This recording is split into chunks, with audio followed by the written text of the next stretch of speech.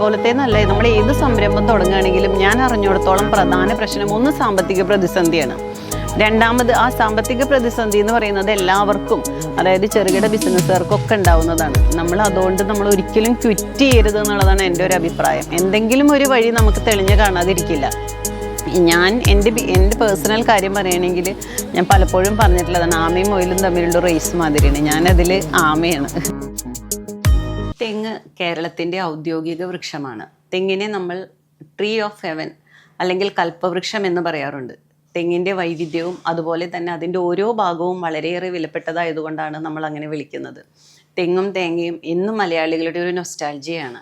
മലയാളി നെഞ്ചോട് ചേർത്ത് വെച്ച മറ്റൊരു വിള ഇല്ല എന്ന് തന്നെ പറയാം. ഞാൻ ഇത്രയധികം ആമുഖം പറഞ്ഞത് നമ്മളിവിടെ ചെയ്യുന്നത് ഒരു നാളികേരാധിഷ്ഠിത വ്യവസായമാണ്. ഒരു ഇൻ്റഗ്രേറ്റഡ് കോക്കനട്ട് പ്രോസസ്സിംഗ് യൂണിറ്റ് ആണ് ഗ്രീനോറ ഇൻ്റർനാഷണൽ. ഇത് ഏങ്ങണ്ടിയൂരാണ്. തൃശ്ശൂർ ജില്ലയിലെ ഏങ്ങണ്ടിയൂർ എന്ന് പറഞ്ഞ ഗ്രാമത്തിലാണ് ഈ യൂണിറ്റ് പ്രവർത്തിക്കുന്നത്. നാളികേരത്തിൽ നിന്നുള്ള വിവിധങ്ങളായ വാല്യൂ ആഡഡ് പ്രോഡക്ട്സ് ആണ് നമ്മളിവിടെ ചെയ്യുന്നത്. നമ്മുടെ കീ പ്രോഡക്റ്റ് എന്ന് പറയുന്നത് കോക്കനട്ട് മിൽക്കാണ്. അതുപോലെ തന്നെ extra virgin coconut oil, coconut water vinegar, desiccated coconut powder, അത് high fat and low fat ഇവിടെ അവൈലബിൾ ആണ്. അതുപോലെ കോക്കനട്ട് ചട്നി, കോക്കനട്ട് ആഡ് ചെയ്തിട്ടുള്ള സാമ്പാർ പൗഡർ, കോക്കനട്ട് ലഡു, ഇതൊക്കെയാണ് നമ്മളിവിടെ ഇപ്പോൾ ചെയ്തുകൊണ്ടിരിക്കുന്നത്. ഹെൽത്ത് ആൻഡ് കോസ്മെറ്റിക്സ് സെക്ടറിൽ കോക്കനട്ടിന് ഒരു വലിയ സാധ്യതയാണ് ഉള്ളത്. അത് കണ്ടിട്ട് ഇപ്പോൾ നമ്മൾ തൃശ്ശൂർ പുതിയതായിട്ട് ഒരു കോസ്മെറ്റിക് സെക്ഷൻ തുടങ്ങുന്നുണ്ട്. ഈ വെർജിൻ കോക്കനട്ട് ഓയിലിൻ്റെ ബൈ പ്രോഡക്ട്സ് എടുത്തിട്ടാണ് നമ്മൾ ചെയ്യുന്നത്. നാച്ചുറൽ ആയിട്ടുള്ള കോസ്മെറ്റിക് സെക്ഷനാണ് നമ്മൾ അവിടെ ചെയ്യാൻ പോകുന്നത്. ഓൾറെഡി നമ്മൾ അതിൻ്റെ ഫർണിഷിംഗ് ഒക്കെ നടന്നുകൊണ്ടിരിക്കുകയാണ്. കോക്കനട്ട് മിൽക്കാണ് നമ്മുടെ കീ പ്രോഡക്റ്റ് എന്ന് പറയുന്നത്. ഇത് നമ്മൾ ബൾക്കായിട്ട് ആയുർവേദിക് കമ്പനികൾക്ക് കൊടുക്കുന്നുണ്ട്, അതുപോലെ കാറ്ററിംഗ് യൂണിറ്റ്സിനും. പിന്നെ നമ്മൾ സൂപ്പർ മാർക്കറ്റിലേക്ക് ക്യാനിലും അവൈലബിൾ ആണ്. അതുപോലെ തന്നെ റിറ്റോട്ട് പൗച്ചസും ഉണ്ട്. 1 ലിറ്റർ, 2 ലിറ്റർ, 200 ml, 400 ml. ഇത് നമ്മുടെ പാചകം വളരെ ഈസി ആക്കുന്നതാണ് ഈ കോക്കനട്ട് മിൽക്ക്. നമുക്ക് പായസമൊക്കെ ഉണ്ടാക്കാനാണെങ്കിൽ നമുക്ക് വളരെ ഈസിയാണ്. തേങ്ങ പൊളിക്കേണ്ട, ചിരവേണ്ട, ജസ്റ്റ് ഇത് അതിലേക്ക് ഒഴിച്ചാൽ മതി. അതുപോലെ നമ്മുടെ ബ്രേക്ക്ഫാസ്റ്റ് ഈസി ആക്കാൻ വേണ്ടിയിട്ട് വെജിറ്റബിൾ സ്റ്റ്യൂ ഉണ്ടാക്കാനും കറികൾ ഉണ്ടാക്കാനും നോൺ വെജ് കറീസിലും വെജ് കറിയിലൊക്കെ നമുക്ക് ജസ്റ്റ് തേങ്ങാപ്പാൽ ആഡ് ചെയ്താൽ മതി. ഇത് ഫസ്റ്റ് പ്രസ്ഡ് മിൽക്കാണ്. അപ്പോൾ നമ്മൾ 1ാം പാല് 2ാം പാലിൻ്റെ ഒന്നും ആവശ്യമില്ല. നമ്മൾ ഇത് ഫസ്റ്റ് പ്രസ്ഡ് മിൽക്ക് ആയതുകൊണ്ട് നമ്മൾ കറി വെന്തതിന് ശേഷം ഇത് ഒഴിച്ചാൽ വളരെ ടേസ്റ്റി ആയിട്ടുള്ള ഡെലീഷ്യസ് ആയിട്ടുള്ള കോക്കനട്ട് മിൽക്കാണിത്. പിന്നെ നമ്മുടെ നെക്സ്റ്റ് പ്രോഡക്റ്റ് എന്ന് പറയുന്നത് ഇതാണ്, വെർജിൻ കോക്കനട്ട് ഓയിൽ. ഇത് നമ്മൾ കോക്കനട്ട് മിൽക്കിൽ നിന്ന് എടുക്കുന്നതാണ്. ഇത് CFTRI മൈസൂർ എന്ന് നമ്മൾ എടുത്തിട്ടുള്ള നോഹൗ ആണ്. ഇത് വളരെയേറെ എന്താ പറയുക, ഹൃദയത്തോട് ചേർത്ത് വെച്ചിരിക്കുന്ന ഒരു പ്രോഡക്റ്റാണ്. ഇത് യാതൊരു എഡിറ്റീവ്സും നമ്മളിതിൽ ചേർത്തിട്ടില്ല. ഈവൻ ന്യൂ ബോൺ ബേബീസിന് വേണമെങ്കിൽ പോലും നമുക്കിത് ബോഡിയിൽ അപ്ലൈ ചെയ്യാം. അതുപോലെ തന്നെ ഇപ്പോൾ ഈ അടുത്ത് നമ്മൾ കോക്കനട്ട് ഡെവലപ്മെൻറ്റ് ബോർഡിൻ്റെ ഒരു ജേർണലിൽ വായിച്ചതാണ്. അവരും ഓൾ ഇന്ത്യ മെഡിക്കൽ ഇൻസ്റ്റിറ്റ്യൂട്ടും കൂടി നടത്തിയ പഠനത്തിൽ വായയിലെ ക്യാൻസറിൻ്റെ സ്റ്റാർട്ടിങ് സ്റ്റേജിൽ നമുക്ക് ജസ്റ്റ് ഈ വെർജിൻ ഓയിൽ മാത്രം യൂസ് ചെയ്തിട്ട് ക്യൂർ ചെയ്യാൻ പറ്റും എന്നുള്ളത്. അപ്പം അതിനെ ബേസ് ചെയ്തിട്ട് പഠനങ്ങൾ നടക്കുന്നുണ്ട്. ഓയിൻമെൻറ്റും ക്യാൻസറിന് വയല അൾസറിനുള്ള ഓയിൻമെൻറ്റൊക്കെ ഉണ്ടാക്കാനുള്ള പഠനങ്ങൾ നടന്നുകൊണ്ടിരിക്കുകയാണ്. അതുപോലെ തന്നെ അൽഷിമേഴ്സിനും ഇതിലത്തെ മീഡിയം ചെയിൻ ട്രൈഗ്ലിസറൈഡ്സ് ആണ് നമ്മുടെ ബ്രെയിനിനെ സപ്പോർട്ട് ചെയ്തിട്ട് നമുക്ക് അൽഷിമേഴ്സ് വരുന്നതിൻ്റെ ഇനീഷ്യൽ സ്റ്റേജിൽ അൽഷിമേഴ്സ് വരാതിരിക്കുന്നതിനും നല്ലതാണ്. ഇനീഷ്യൽ സ്റ്റേജിലാണെങ്കിൽ അത് തടയുന്നതിനും ഈ മീഡിയം ചെയിൻ ട്രൈഗ്ലിസറൈഡ്സ് വളരെയേറെ ഉപകാരപ്രദമാണെന്നുള്ള പഠനങ്ങൾ തെളിയിച്ചിട്ടുണ്ട്. അതുപോലെ തന്നെ കൊളസ്ട്രോൾ കുറയുന്നതിനും പിന്നെ anti bacterial, anti fungal, anti inflammatory, anti microbial പ്രോപ്പർട്ടീസൊക്കെ ഈ വെർജിൻ കോക്കനട്ട് ഓയിലിനുള്ളതാണ്. നമുക്ക് എല്ലാവർക്കും ഇത് ഡയറക്റ്റ്ലി കൺസ്യൂം ചെയ്യാനും പറ്റും. ഒരു സ്പൂൺ നമ്മൾ ഈവൻ അറ്റ് ബെഡ് ടൈം അല്ലെങ്കിൽ നമുക്ക് ഏർലി മോർണിംഗിൽ ഒരു സ്പൂൺ കഴിക്കുന്നതും നമുക്കിത് നല്ലതാണ്. വെർജിൻ കോക്കനട്ട് ഓയിൽ എല്ലാത്തരം പാക്കിങ്ങിലും അവൈലബിൾ ആണ്. ഇതിപ്പോൾ 24 ഡിഗ്രിയാണ് ഇതിൻ്റെ മെൽറ്റിംഗ് പോയിന്റ്. അപ്പോൾ അതിലും താഴെ പോകുമ്പോൾ ഇത് കട്ട് ചെയ്യാൻ ചാൻസ് ഉണ്ട്. അതുകൊണ്ട് പുറത്തേക്കൊക്കെ പോകുമ്പോൾ വൈഡ് മൗത്ത് ഗ്ലാസ് ബോട്ടിലാണ് നമ്മൾ കൊടുക്കാറ്, കാരണം അവർക്ക് സ്പൂൺ കൊണ്ട് എടുക്കാൻ വേണ്ടിയിട്ട്. പിന്നെ നമ്മൾ ബൾക്ക് പർച്ചേസിന് 200 ലിറ്റർ ഡ്രം തൊട്ടിട്ട് താഴേക്ക് നമുക്ക് വരുന്നുണ്ട്. എങ്ങനെ വേണമെന്നുള്ളത് ആസ് പെർ കസ്റ്റമേഴ്സ് ചോയ്സ് ആണ് വെർജിൻ കോക്കനട്ട് ഓയിലിൻ്റെ പാക്കിംഗ്. നമ്മുടെ നെക്സ്റ്റ് പ്രോഡക്റ്റ് ആണ് കോക്കനട്ട് വാട്ടർ വിനെഗർ. ഇത് തേങ്ങ വെള്ളത്തിൽ നിന്ന് എടുക്കുന്ന വിനാഗിരിയാണ്. ഇത് സിന്തറ്റിക് വിനെഗറിനെ അപേക്ഷിച്ച് ഒരുപാട് ഗുണങ്ങളുള്ളതാണ്. നമുക്കിത് ഇൻടേക്ക് ചെയ്യാനും പറ്റും, പിന്നെ സാലഡ്സിൽ ഒഴിക്കാനോ അതുപോലെ തന്നെ പിക്കിൾ അങ്ങനെയുള്ള പ്രിസർവേറ്റീവായിട്ടും നമുക്കിത് ഒരു നാച്ചുറൽ പ്രിസർവേറ്റീവായിട്ട് നമുക്ക് ഈ വിനാഗിരി യൂസ് ചെയ്യാൻ പറ്റും. അടുത്തത് നമ്മളെ പിക്കിളാണത്. അതായത് തേങ്ങ പിക്കിൾ. നമ്മൾ തേങ്ങ ചെറുതായി അരിഞ്ഞിട്ട് വറുത്തിട്ട് സ്പൈസി ആയിട്ടുള്ള ഒരു പിക്കിളാണ്. വളരെ ടേസ്റ്റിയാണത്. ശരിക്കും നമ്മളുടെ നാച്ചുറൽ ഇൻഗ്രീഡിയൻസ് ചേർത്തിട്ട് ഉണ്ടാക്കുന്ന തേങ്ങ പിക്കിളാണ്. ക്രഞ്ചിയാണിത്. ശരിക്കും ഇതൊന്ന് ടേസ്റ്റ് ചെയ്ത് നോക്കേണ്ടത് തന്നെയാണ്. പിന്നെ നമ്മളുടെ അടുത്ത പ്രോഡക്ട്സ് എന്ന് പറയുന്നത് തേങ്ങ ചട്നി, തേങ്ങ സാമ്പാർ. അതായത് സാധാരണ സാമ്പാർ പൗഡറിൽ തേങ്ങ മിക്സ് ചെയ്യാറില്ല. നമ്മളിത് തേങ്ങ ഇട്ടിട്ടുള്ള സാമ്പാർ പൗഡറാണ്. പിന്നെ ഇത് തേങ്ങ ചട്നി. ഇത് നമുക്ക് എത്ര ആവശ്യം എന്നുള്ളത് നമ്മൾ ഓയിലിൽ നമ്മൾ കടുക് പൊട്ടിച്ചിട്ട് സോട്ട് ചെയ്തതിന് ശേഷം നമുക്ക് എത്ര ലിക്വിഡ് വേണമെന്ന് വെച്ചെങ്കിൽ അത് ഒഴിച്ചതിന് ശേഷം ഈ പൗഡർ ഇട്ടാൽ മതി. അപ്പോൾ നമുക്ക് ആവശ്യമുള്ള കോൺസെൻട്രേഷനിൽ ഇത് ദോശ, ഇഡ്ഡലിയുടെ ഒക്കെ കൂടെയിട്ട് നമുക്ക് യൂസ് ചെയ്യാൻ പറ്റുന്ന ഒരു ചട്നിയാണ്. ഇതുപോലെ തന്നെ കറി പൗഡറുണ്ട് നമ്മുടെ കയ്യിൽ. വറുത്തരച്ച പൗഡർ തേങ്ങ ഇട്ടിട്ട് നമുക്ക് കടലയൊക്കെ കറി ഉണ്ടാക്കുന്ന സമയത്ത് നമുക്ക് ഈസി ആയിട്ട് ഈ പൗഡർ അതിലിട്ടാൽ മതി. വറുത്ത പൗഡറാണ്, തേങ്ങ വറുത്ത പൗഡർ.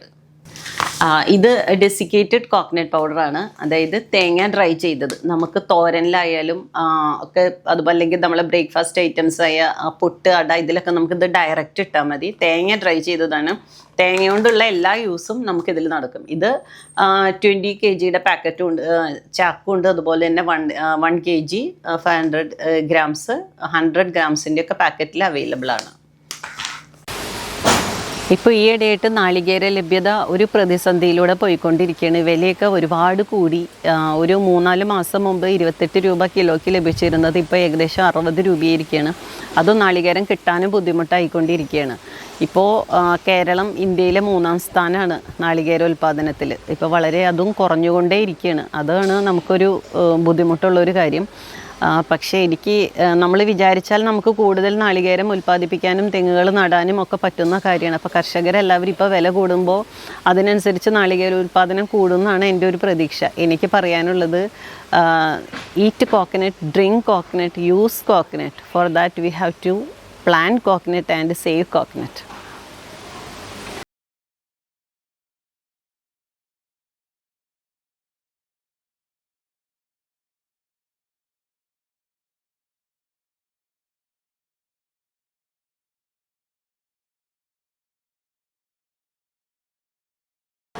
ഇതാണ് നമ്മളുടെ ഫസ്റ്റ് പ്രോസസ്സ്. തേങ്ങ എടുത്തതിന് ശേഷം ഡീഷെല്ലിംഗ് എന്നാണ് പറയുക. ഡീഷെല്ലറാണ് ഇത്. ഇതിൽ നമ്മൾ ചിരട്ട പൊട്ടിച്ചെടുക്കും. 2 തരത്തിലും നമുക്കിത് ചെയ്യാൻ പറ്റും. ഇത് മെഷീൻ വഴിയും ചെയ്യാൻ പറ്റും. ഇവിടെ ചെയ്യുന്നത് മാനുവലിയാണ്, കൈകൊണ്ട്. 2 തരത്തിലും ഡീഷെല്ലിംഗ് ചെയ്യാൻ പറ്റും.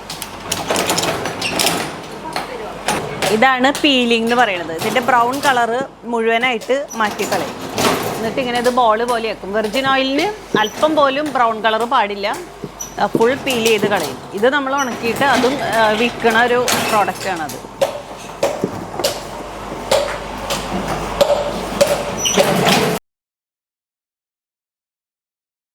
അവിടുന്ന് നമ്മൾ തേങ്ങ പൊട്ടിച്ച് വന്നു കഴിഞ്ഞാൽ 2 പ്രാവശ്യം അവിടെ നോർമൽ ടാപ്പ് വാട്ടറിൽ കഴുകും. അതിനുശേഷം ഇവിടെയാണ് ബ്ലാഞ്ചിങ് നമ്മൾ ചെയ്യുന്നത്. ഇത് നല്ല ചൂടുള്ള തിളയ്ക്കുന്ന വെള്ളത്തിൽ നമ്മളൊരു ഇത് വെച്ചിട്ട്, അരിപ്പ വെച്ചിട്ട് നമ്മളിത് ഇവിടുന്ന് ബോയിലിംഗ് വാട്ടറിൽ വാഷ് ചെയ്തെടുക്കും. അതിന് ശേഷമാണ് നമ്മൾ തേങ്ങ പൗഡർ ചെയ്യുന്നത്. ഡിസെൻറ്റിഗ്രേറ്ററാണ് ഇത്. ഓക്ലേവ്. ഇതിലാണ് നമ്മൾ പാസ്ചറൈസേഷൻ ചെയ്യുന്നത് മിൽക്ക്. ഇതിൻ്റെ ഉള്ളിൽ ട്രേയിൽ നമ്മൾ പാക്ക് ചെയ്തതിന് ശേഷം ഇതിൽ ട്രേയിൽ വെക്കുകയാണ് ചെയ്യുക. എന്നിട്ട് ഇതിൽ നമ്മൾ 114 ഡിഗ്രി വരെ ടെമ്പറേച്ചർ കയറ്റിയിട്ട് ജസ്റ്റ് നമ്മൾ 12 ഡിഗ്രി ടെമ്പറേച്ചറിലേക്ക് അവിടുത്തെ ചില്ലറിൽ നിന്ന് കൂളറിൽ നിന്ന് തണുത്ത വെള്ളം ഇതിലേക്ക് കയറ്റുകയാണ് ചെയ്യുന്നത്. ഇതാണ് ക്യാൻ സീലിംഗ് മെഷീൻ. ഇതിൽ വെച്ചിട്ടാണ് നമ്മൾ ക്യാൻ സീൽ ചെയ്യുന്നത്. കോക്കനട്ട് മിൽക്ക് നിറച്ച് ക്യാൻ സീൽ ചെയ്യുന്ന മെഷീനാണിത്. ചിരട്ട കൊണ്ട് നമ്മളിവിടെ ഒരുപാട് പ്രോഡക്റ്റ്സ് ഉണ്ടാക്കുന്നുണ്ട്. അപ്പോൾ നിങ്ങൾക്ക് എന്തെങ്കിലും പെക്യുലർ പ്രോഡക്റ്റ്സ് വേണമെങ്കിൽ നിങ്ങൾ മോഡൽ കാണിച്ചു തന്നാൽ നമ്മൾ ഉണ്ടാക്കി തരും. ഇതൊരു സോപ്പ് ഡിഷാണ്. അതുപോലെ ചിരട്ട ഉണ്ടാക്കുന്ന പുട്ടുണ്ട്. ഇത് നമുക്കൊരു കണ്ടെയ്നറാണ്, നമ്മൾക്ക് ഇതിലിട്ട് വെക്കാൻ പറ്റുന്ന ക്യാപ്പുള്ളത്. അതുപോലെ എന്താണെങ്കിലും നമ്മൾ അതനുസരിച്ച് ഉണ്ടാക്കി തരും. തവികളുണ്ട്, ഇങ്ങനത്തെ പ്രോഡക്റ്റ്സൊക്കെ. നമ്മുടെ കമ്പനി നെയിമാണ് ഗ്രീൻ ഓറ ഇൻ്റർനാഷണൽ എന്നുള്ളത്. ആക്ച്വലി നമ്മുടെ ബ്രാൻഡ് നെയിം ഗ്രീൻ നട്ട്സ് എന്നുള്ള ബ്രാൻഡ് നെയിമിലാണ് നമ്മൾ പ്രോഡക്ട്സ് സപ്ലൈ ചെയ്യുന്നത്. QC ഡിപ്പാർട്ട്മെൻറ്റാണ് അത്. സരിത ആള് MSc ബയോടെക്നോളജിയാണ്. ഫർസാന ഫുഡ് ടെക്നോളജി കഴിഞ്ഞിട്ടുള്ള കുട്ടിയാണ്. കോക്കനട്ട് മിൽക്കിൻ്റെ എക്സ്പയറി ഡേറ്റ് ആക്ച്വലി നമ്മൾ എക്സ്പോർട്ട് ചെയ്യുമ്പോൾ 15 months നമ്മൾ എഴുതുന്നത്.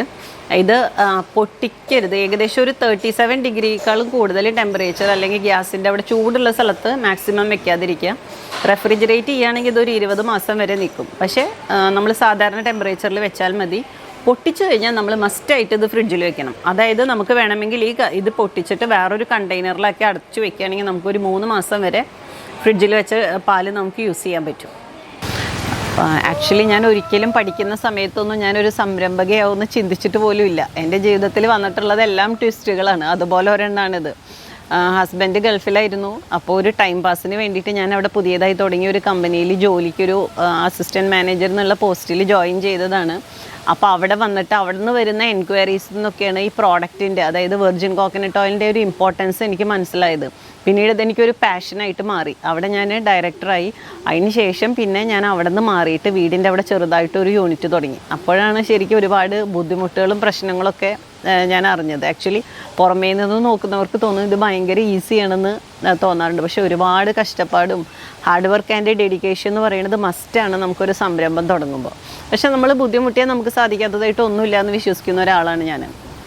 അങ്ങനെ വീടിൻ്റെ അവിടെ തുടങ്ങിയിട്ട് ഒരു 3 വർഷം കഴിഞ്ഞതിന് ശേഷം, 6 വർഷം കഴിഞ്ഞതിന് ശേഷമാണ് ഞാൻ ഇവിടെ പുതിയത്. ഇത് 2021 നമ്മളിത് സ്റ്റാർട്ട് ചെയ്തത്. ഈ സ്ഥലം നമ്മൾ ഇതിന് വേണ്ടി വാങ്ങിച്ചിട്ട് ഈ യൂണിറ്റ് തുടങ്ങിയതാണ്. ഒരുപാട് ലേഡീസ് സെൻ്റർ, ഒരുപാട് പേര് ഇതേപോലത്തെ ഒരു സംരംഭം തുടങ്ങണമെന്ന് പറയാറുണ്ട്. ഇതേപോലത്തെ നല്ല നമ്മൾ ഏത് സംരംഭം തുടങ്ങുകയാണെങ്കിലും ഞാൻ അറിഞ്ഞിടത്തോളം പ്രധാന പ്രശ്നം ഒന്ന് സാമ്പത്തിക പ്രതിസന്ധിയാണ്.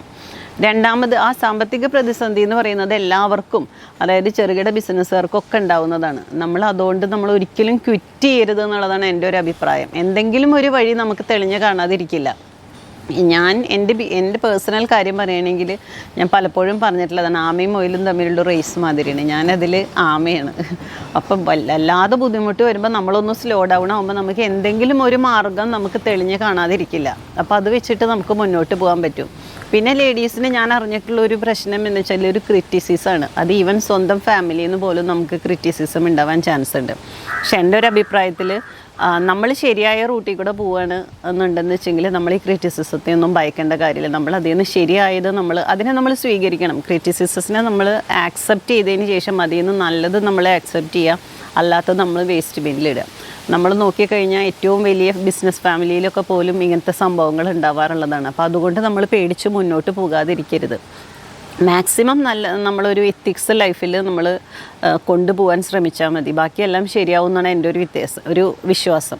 പിന്നെ അതുപോലെ ഒരു ഹാർഡ് വർക്ക്, നമ്മൾ ഒരിക്കലും ഈസിയാണെന്ന് വിചാരിക്കരുത്. Hard work is A must. നമ്മളൊരു ഹാർഡ് വർക്ക് ആൻഡ് ഡെഡിക്കേഷൻ ഉണ്ടെന്ന് വെച്ചെങ്കിൽ നമുക്കിതൊക്കെ എന്തും നമുക്ക് ചെയ്യാൻ പറ്റും. പിന്നെ നമുക്കൊരു എക്സ്പീരിയൻസ് വരുന്തോറും നമുക്ക് കുറേ കാര്യങ്ങൾ നമുക്ക് മനസ്സിലാവും, നമുക്ക് മുന്നോട്ട് പോകാൻ പറ്റുകയും ചെയ്യും. ഒരു ചെറിയ പ്രതിസന്ധി വരുമ്പോഴേക്കും നമ്മൾ തളർന്നിട്ട് ക്വിറ്റ് ചെയ്യാൻ നിൽക്കരുത്. അതാണ് ഇമ്പോർട്ടൻറ്റ്. നമ്മൾ ഏത് ചെറിയ കുട്ടിയാണെങ്കിൽ പോലും വീണിട്ടേ നമുക്ക് എഴുന്നേൽക്കാൻ പറ്റുള്ളൂ. അപ്പോൾ അതുപോലെ വീഴ്ചകൾ അവസാനമൊന്നും നമ്മൾ വിചാരിക്കരുത്. വീണ്ടും നമ്മൾ എഴുന്നേറ്റിട്ട് നമ്മൾ മുന്നോട്ട് പോകണം.